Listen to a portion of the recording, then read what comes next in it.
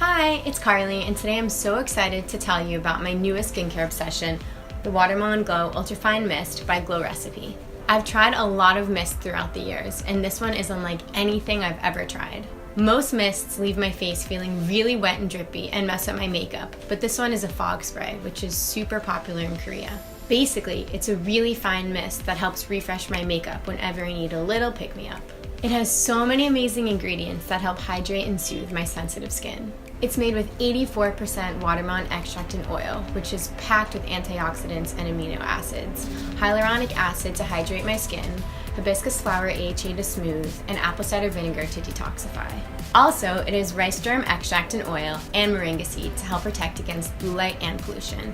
If you live in a big city or you're always on your computer and phone, like me, it's perfect. You just shake up the biphase and spray.